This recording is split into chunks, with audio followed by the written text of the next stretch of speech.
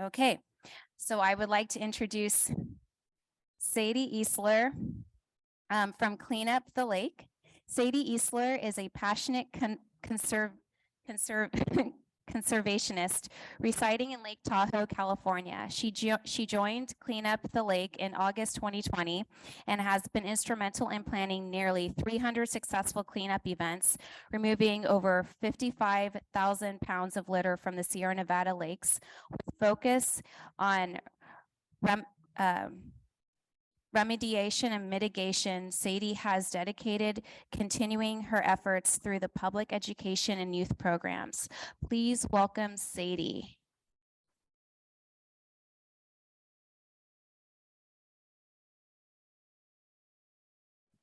Good morning, everyone. Can you hear me? Hello. Good morning. Is that better?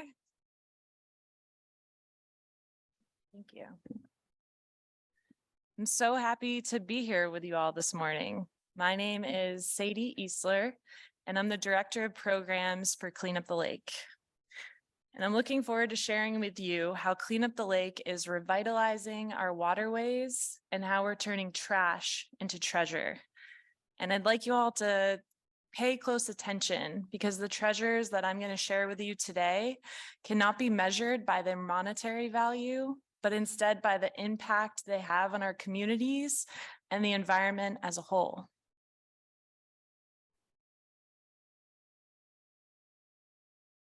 Am I supposed to point this somewhere? Okay, thank you. So officially, we're a 501c3 nonprofit based in Lake Tahoe. And unofficially, I like to think of us as a group of community members who saw a problem and came together to work towards a solution. Our primary goals are scuba cleanups and community cleanups. We have focus on data collection and analysis, and we take it a step further by working towards mitigation steps, by mitigating and working towards waste reduction strategies. Now, by a show of hands, how many of you have been to Lake Tahoe? Okay, quite a lot. Now, if you had your hand up and you also know that Lake Tahoe has a 72-mile circumference, keep your hand up. All right, less people. And for those of you who just had your hand up again, how many of you know that Clean Up the Lake in 2021 removed over 25,000 pounds of small litter items from below the surface of the lake? Not too many hands. Okay, so I believe you skipped a slide. Nope, go back in the other direction, please. One more.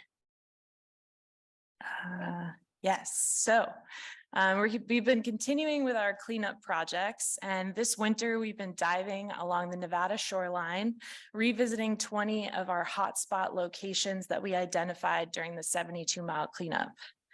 And if any of you are wondering when the most peaceful time on Lake Tahoe is, I can assure you that is in early March, in between historical atmospheric river events. When the rest of the basin is either shoveling or skiing powder, we've been out on the lake scuba diving.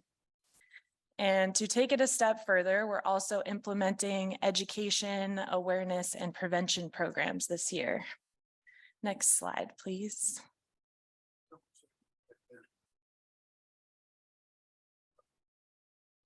It's off, so I'm turning it on and I've got the blue button on.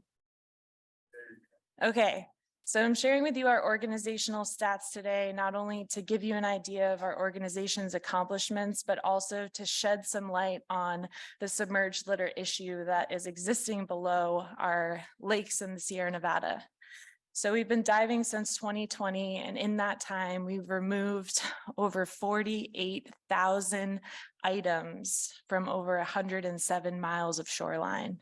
And that trash equates to about 57,000 pounds of trash, which could essentially fill about 5 school buses filled with garbage. And none of this would be possible without our volunteers. And this brings me to our first treasure, which is volunteer engagement. So why is this important? Well, not only does it help us work towards our mission as an organization, it also gives people the hands-on experience to connect with their community and find ways to make a difference and spread the message of environmental stewardship. This is our team on the water. And in a nutshell, we have the scuba divers that are on the bottom collecting trash into mesh bags. And their efforts would be difficult to bring to the surface without our free divers, kayakers, jet skiers, and our boat captain.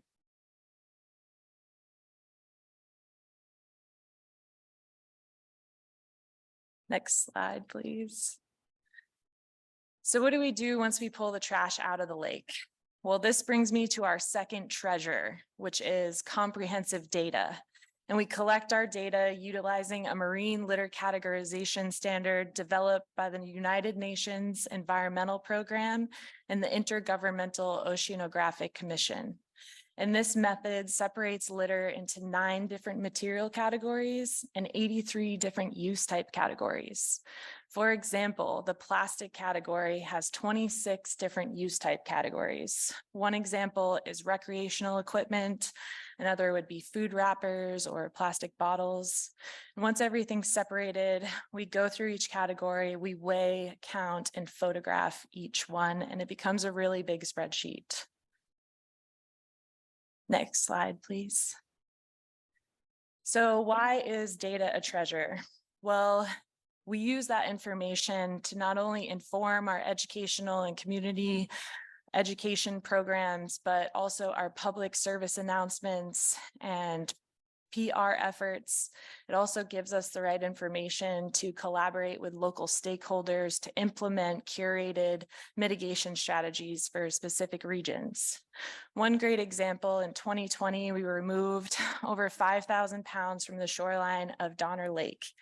And after we did so, we were inspired by a local 10-year-old environmentalist who was eager to get signs up on the 37 public piers of the lake, encouraging visitors to pick up after themselves. Next slide, please. This is the life cycle of litter with Clean Up the Lake, and I've already gone through a couple of these steps, but after we're finished sorting, we move on to the disposal step, and there's really more to it than that. First, we're setting aside items that could be reused or reimagined, like perhaps a fishing pole that lives to cast another day, or a material that can be changed or transformed into something else. We then set aside items that can be recycled with our local waste management partners, and sadly, the rest does end up in a landfill. Next slide. So the items that are being set aside to be repurposed, this is one great example, and some of you may be familiar with Ethel. She's an 82-foot blue whale made out of plastic by artists Joel Dean Stockdill and Justina Salnikova.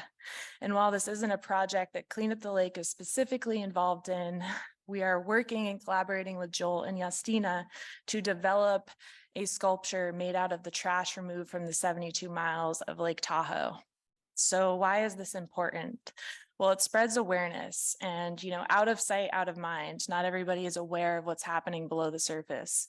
When I first moved to Lake Tahoe 10 years ago, I never would have imagined that 7 years later, I'd be a part of a movement that helped remove over 25,000 pounds from below the surface. At some point, Clean Up the Lake would love to go out of business when it comes to cleaning up. And so sculptures like this would leave behind a legacy of the importance of environmental responsibility. This brings me to my call to action, which is asking you all to create and support new tire disposal policies and initiatives. Why am I bringing this to your attention? Well, in the last 3 years, you can go to the next slide. Clean Up the Lake has removed over 10,000 pounds of tires from below the surface of 4 lakes in the Sierra Nevada. And while research shows that tires take a long time to break down, we found that in aqueous environments at high altitude, they're breaking down at a rapid rate and becoming a part of our freshwater resources, which for a lot of us is our drinking water supply. And so if we can continue to work towards new policies and initiatives to increase access for people to be able to dispose of these properly, I hope we can move towards a time where we have less of this within our drinking water supplies. Next slide. Well, I've really enjoyed sharing all of this with you today. I hope some of you have learned something new, and I look forward to connecting with you. If you'd like to learn more about Clean Up the Lake, please head to our website, cleanupthelake.org. If you'd like to support us, or you can take a look at some of our data. We also have some great videos showing you the issue of litter accumulation below the surface. And I look forward to hearing from the rest of you today. Thank you so much.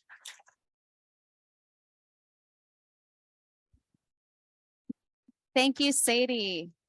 Lake Tahoe has become one of my homes, so thank you for taking care of it. And so our next speaker,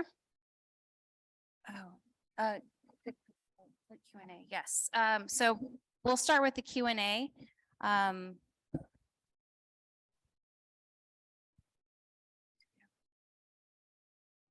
Any questions? It's a great question.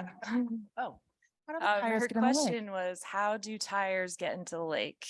And we get this question often, and it's kind of hard to comprehend. While we find cans and, other items that I think could easily fall into the lake just due to a lack of, enjoying the lake, it's hard to say that that also is what happens with tires. So I think that it's a way to dump and dispose of and kind of hide these things, because it's a cheaper alternative than dropping it off at the dump for, 10 to 12, sometimes up to $20 a tire. A quick question on the depth of your divers. How deep do they go? I'm right here. How deep do they go? Because you're doing shoreline and you're doing scuba and free diving. So, Tahoe is, I think, 800 feet deep. So you're getting a small fraction of probably what's down there. Yeah, so for the 72-mile cleanup, we were within the 0 to 25-foot depth around the shoreline.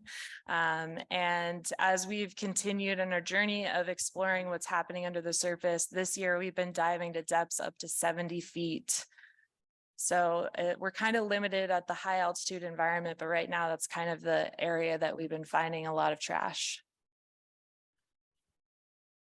Yeah, hi. Thank you for the wonderful presentation. I love Lake Tahoe and I hate to see it litter like that. Are you partnering with local jurisdictions and the local waste haulers to mitigate this problem? Yeah, so far we've gotten a lot of support from our 3 local waste management practices. They're allowing us to do our recycling and disposal there, but we're still working towards partnering with them even further to bring mitigation strategies that are kind of specific to different areas. All of the trash that we collected, when we're sorting it, we know exactly, the half a mile or the quarter a mile that it's coming from. And we've also included the information on what the corresponding shoreline was. So in areas where there's state parks and public beaches, we're able to know exactly what we remove from those areas. And our next step is taking it to the local stakeholders and finding ways to mitigate that. I'm the microphone runner and I have a question. Have you been able to get a CalRecycle grant for the illegal disposal? Yeah. We have not. I was not aware of a CalRecycle grant, but that's good to know. Well, come talk to me afterwards. Okay.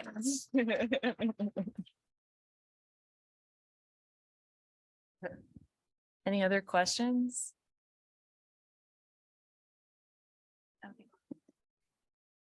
Thank you. Well, thank you, Sadie. Thank you for cleaning up our lake.